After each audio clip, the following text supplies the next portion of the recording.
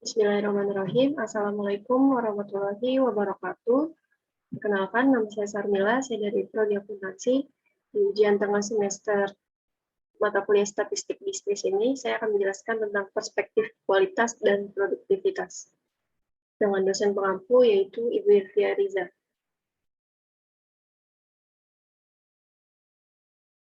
Perspektif kualitas dan produktivitas. Kualitas adalah suatu standar yang harus dicapai oleh seseorang kelompok atau organisasi mengenai kualitas sumber daya manusia, kualitas cara kerja, proses dan hasil kerja, atau produk yang berupa barang dan jasa. Tribuno, tahun 1997, 76.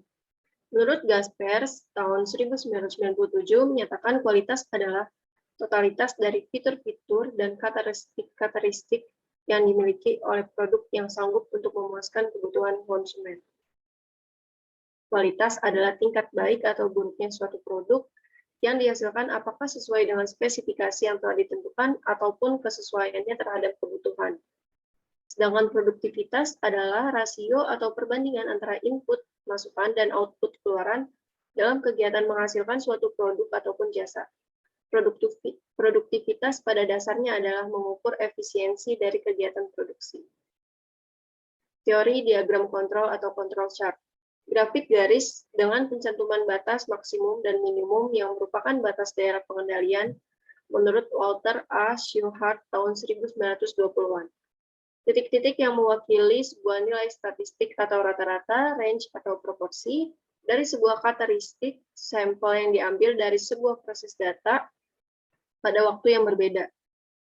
Yang kedua, rata-rata dari nilai statistik di atas yang dihitung dari keseluruhan sampel.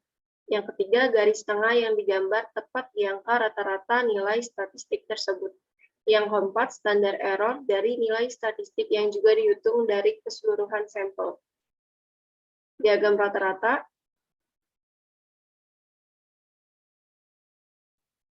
digunakan untuk menganalisis proses ditinjau dari nilai rata-rata variabel hasil proses dengan tujuan mengumpulkan keterangan.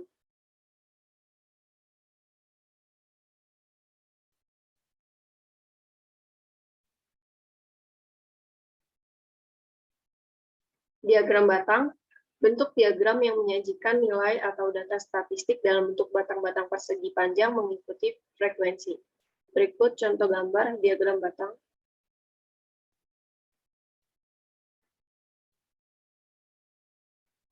Macam-macam diagram batang, ada diagram batang vertikal, horizontal, majemuk, dan bertingkat.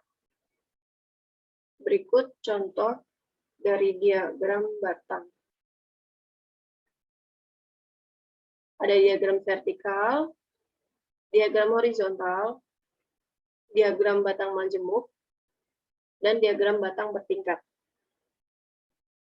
Diagram rentang atau range, atau disebut juga dengan jangkauan, adalah selisih antara data dengan nilai yang terbesar dengan data dengan nilai yang terkecil tersebut.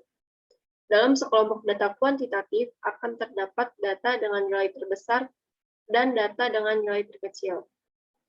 Xmax adalah nilai data yang paling besar, Xmin adalah nilai data yang paling kecil.